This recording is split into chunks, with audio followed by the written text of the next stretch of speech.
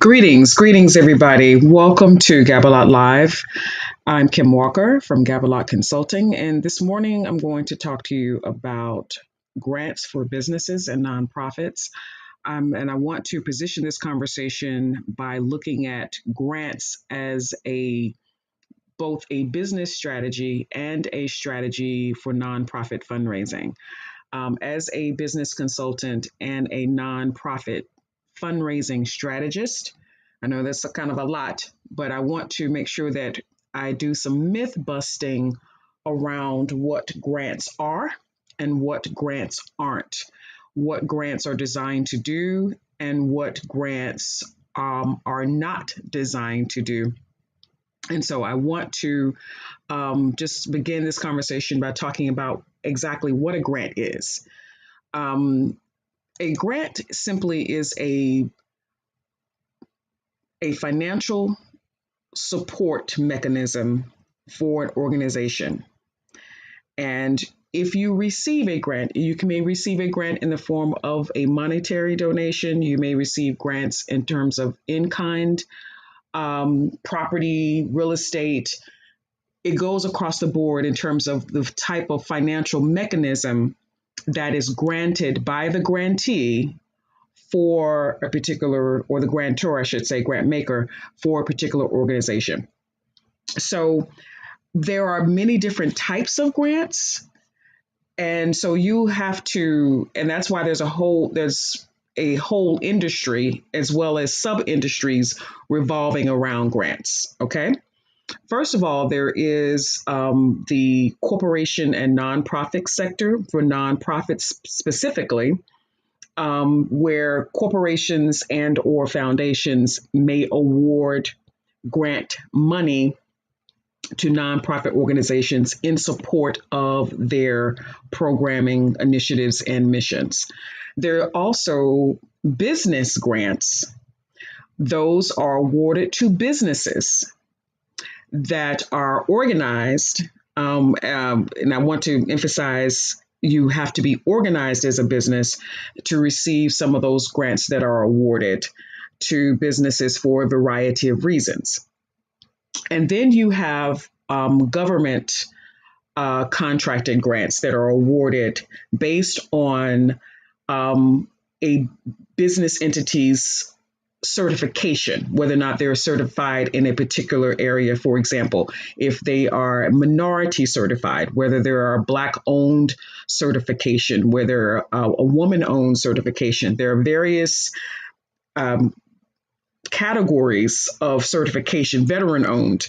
There are various, according to the US government, in order for you to be a contractor and to receive government grants, particularly through the federal government in particular.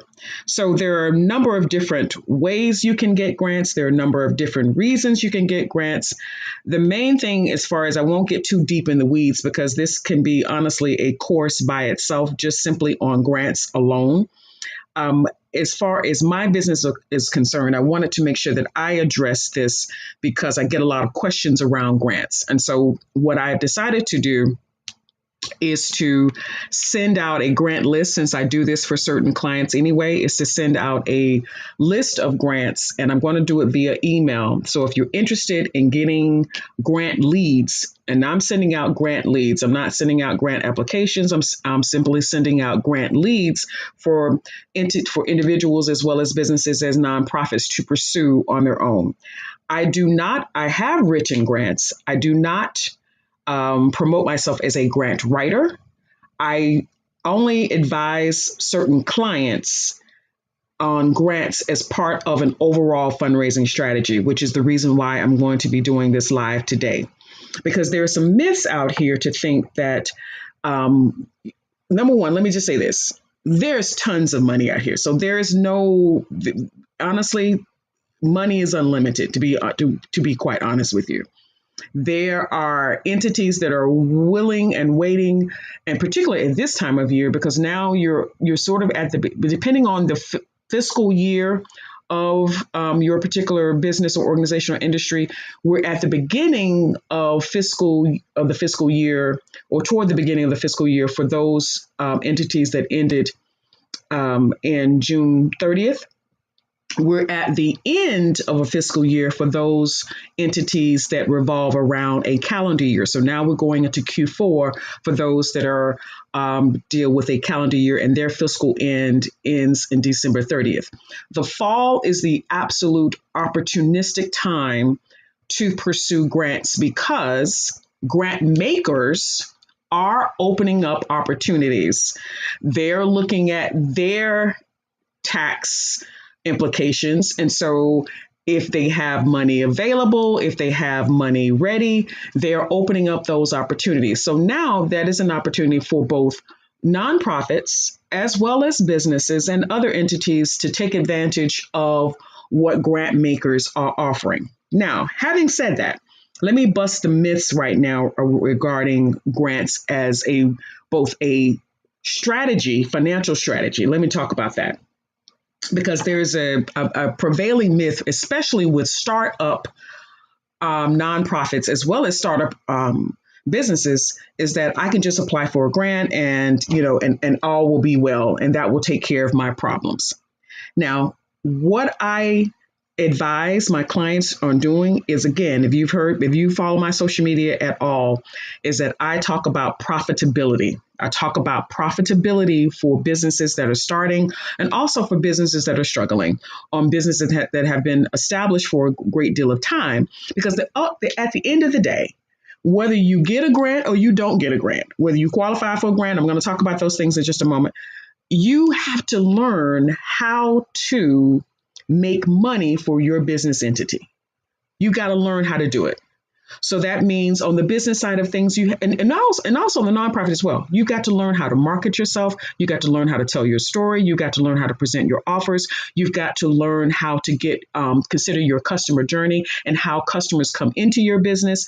To buy your products and services, you have to have structures and systems set up to make the customer journey more seamless so that people can take advantage of the things that you're offering. On the nonprofit side of things, you have to make a case for support.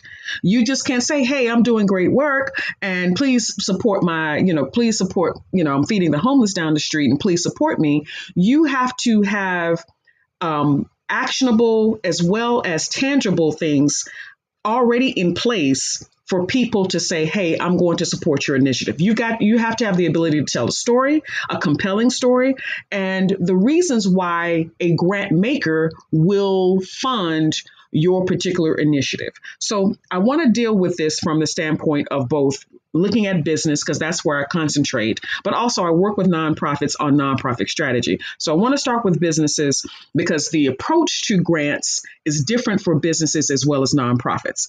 Number one, across the board, if you're trying to get a grant, you must be grant ready. I cannot emphasize that enough, meaning that there are certain things that you have to have in place. Number one, you have to have already an organized business entity or nonprofit entity. Depending on, and when I say organized, that means that you have to be officially recognized, typically in the US, by the state, because organizations of businesses and nonprofits happens at the state level, okay? So if you, and let me just say this too, because a lot of people go forward and they make the mistake, and this is a very common mistake. So please, I'm telling this so that you all can avoid this.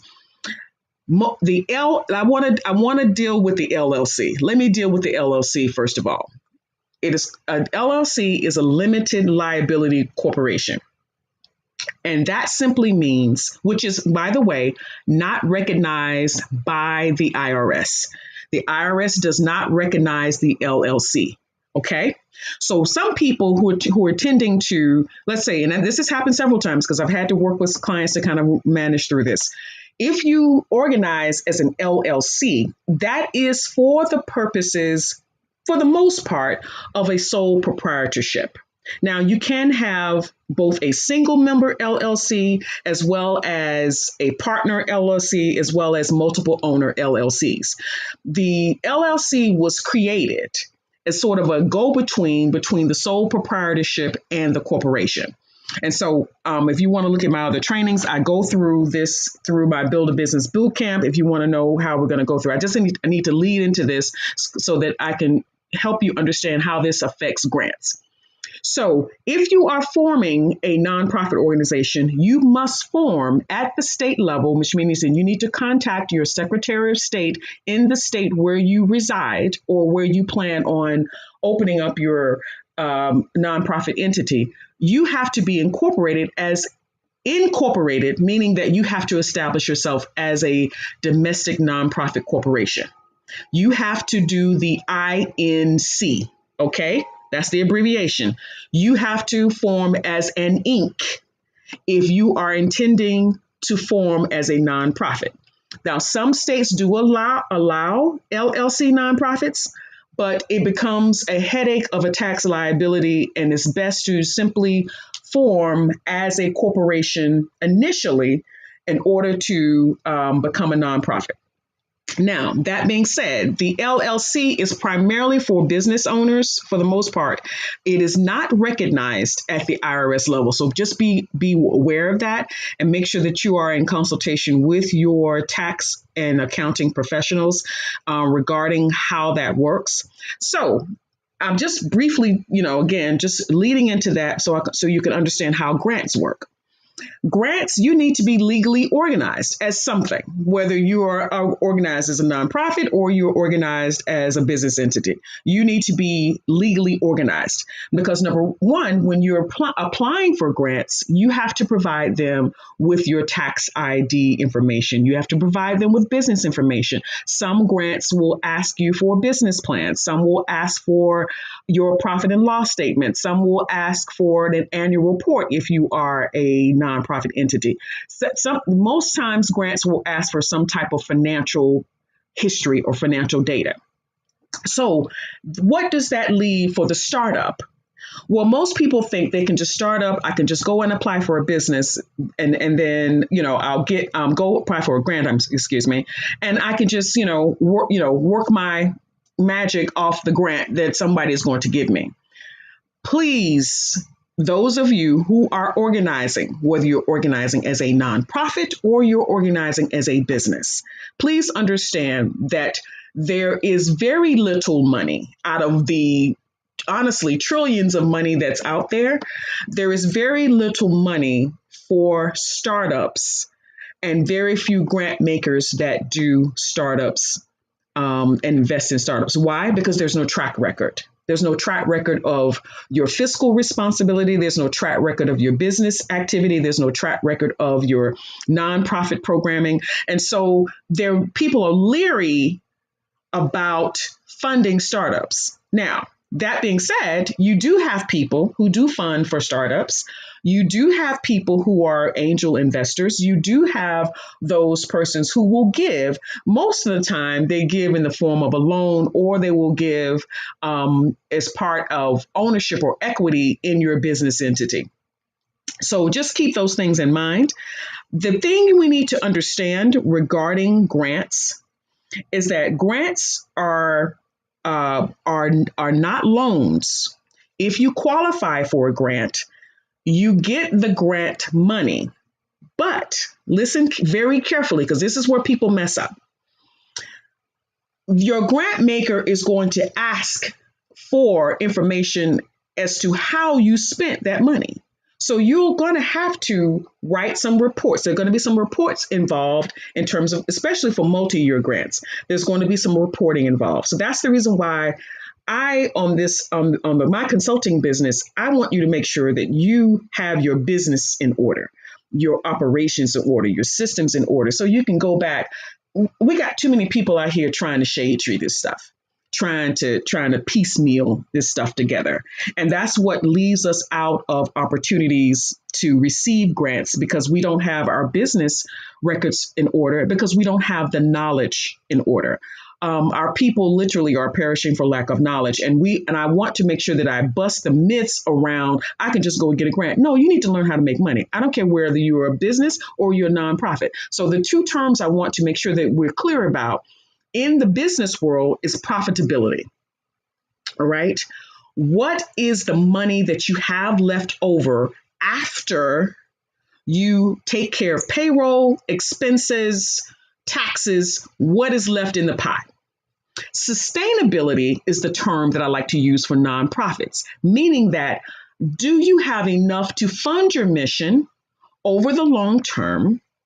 And do you have enough engagement from your donor base, as well as multiple? Again, if you're doing nonprofit work, you need to have a multi-pronged strategy for how you get money into your business. Your nonprofit. Let me tell you what happens with most people who are starting out with nonprofits. You are very well-meaning. You want to help the world. You want to, let's say, help youth in school or award scholarships. You want to be able to help feed populations that may be in food deserts. You want to be able to do these, what I call trying to cure social ills in the world. You want to, help the environment. You want to have a garden, a community garden. You want to do some good in the world. Though, there's an altruistic reason behind the things that you want to do.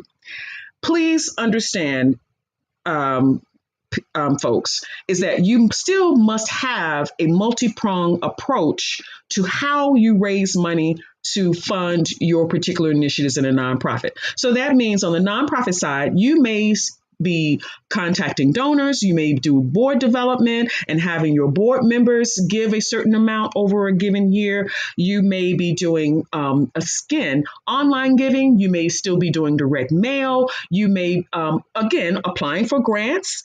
You may be doing multiple types of things. And you also may be selling as part of your nonprofit structure, depending on how complex your structure is. And I'll give you an example of someone who does fundraising every year. We know this particular example, who does fundraising every year as a part of their overall fundraising strategy. Girl Scout cookies.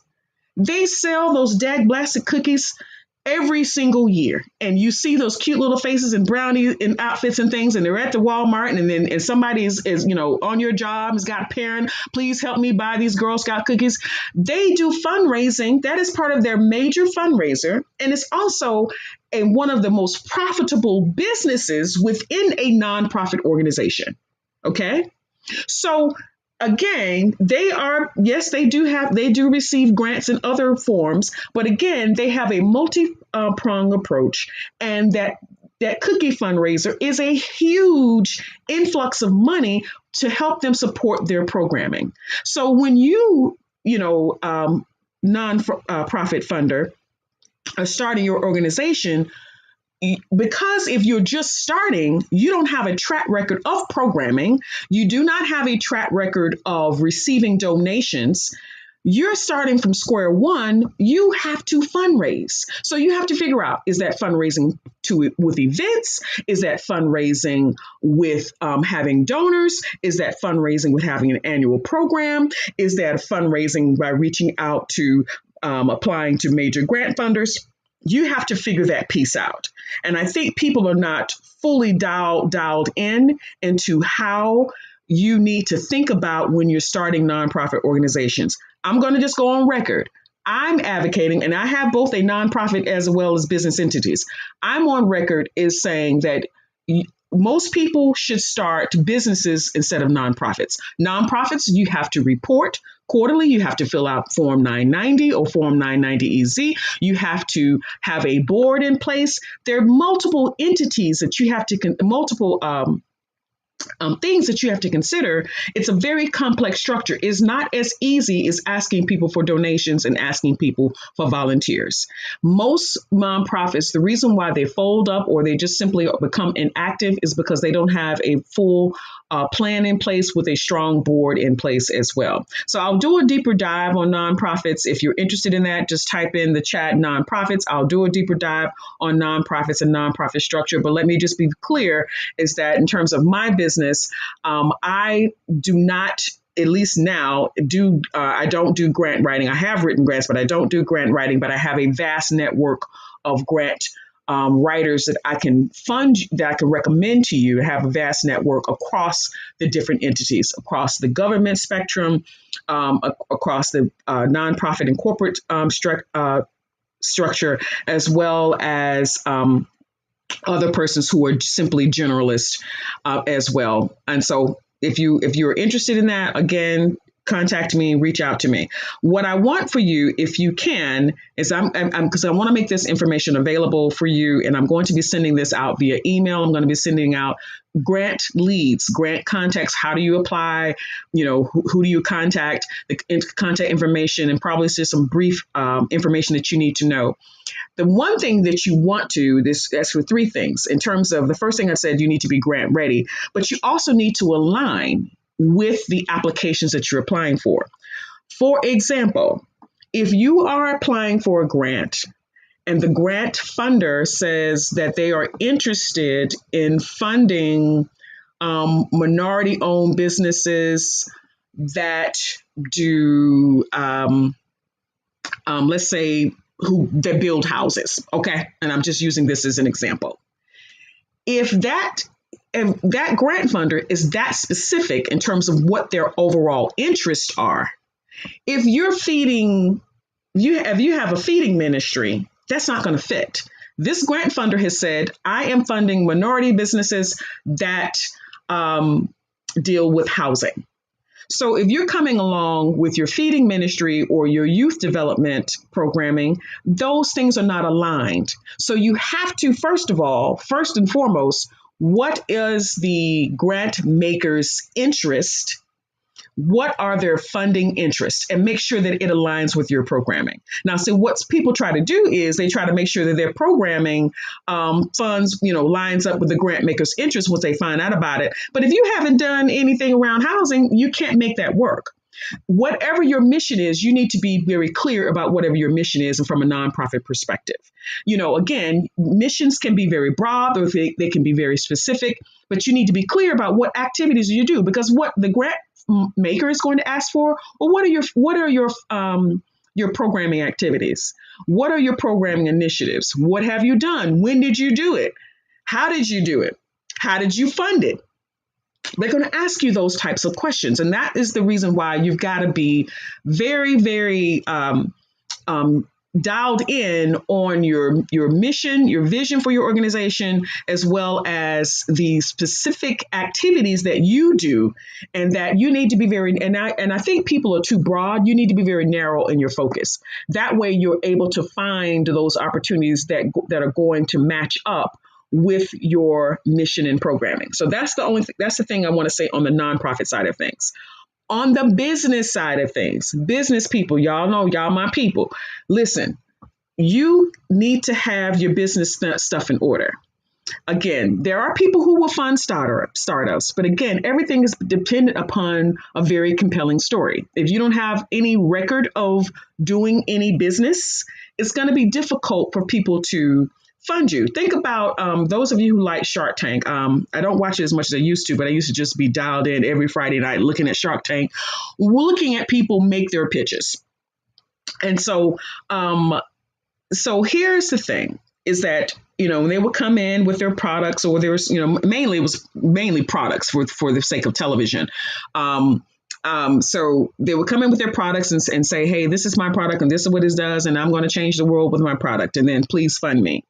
So you've got to be very clear about what your business does and what your business activities are. So that's the reason why I work with startups as well as people who are stuck. If you're starting or you're stuck, you're my people. what is it that you are doing to help promote your product or service and get it in front of people that you want to buy? You've got to be clear about that process. And I find that most people, which is the reason why I do this work, are not clear about what that is and have no idea and need some knowledge and as well as some encouragement around how to do it. Now, let me say this again. First thing, grant readiness in terms of your organization, also alignment with the funder's interest. When you are applying, the third thing is that, again, the takeaway, grants should only supplement your money making strategy. It should be a part of it. It should not be your sole reliance on it. Because I'm telling you right now, a grant maker at any time can decide, I'm not going to fund you anymore, or I'm going to turn you down. So it's really a gamble. Please understand, when you apply for grants, it's a gamble. You can put all this work in and they can decide they don't want to fund you. They can decide they don't want to be dealing with you.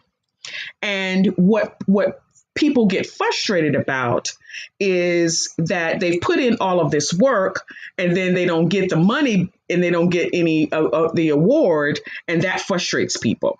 Well, you can't get caught up on that because that's the nature of grant writing as well as grant awarding. It is all dependent upon the grant maker. If the grant maker wants to fund it, they'll fund it. If they don't, they don't.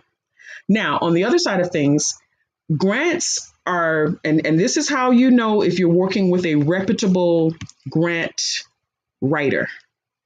No grant writer, based on the ethical standards of the grant writing industry, should be charging you based on the award. You pay grant writers for the work that they do. You pay grant writers for the writing of the grant and the research and the assembling of the documents necessary for the application. They should not be charging you a percentage of the grant award. If you're applying for it, that's an automatic red flag. If you're going after $100,000 grant and they tell you, I want 20% of the $100,000 award, should you get it, that is an automatic red flag. That is not a part of the ethical standards of the industry.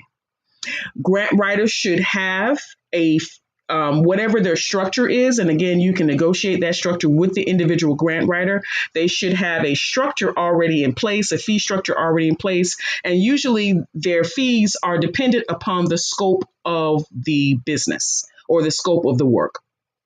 So whatever the scope of the work is, typically some grant writers will charge by the hour, some will charge by the project, some will charged by the scope of the project and how long it's going to take. And some will, and again, those things have to be negotiated and they have to tell you as far as the phases are concerned, because sometimes you can spend,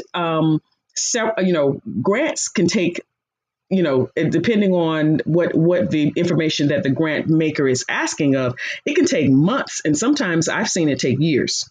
So please just be aware that the process can be very cumbersome and very tedious. And so just be aware of that. Now, on the business side of things, to be overall, not necessarily, but overall, for the most part, business grants tend to be easier and more straightforward.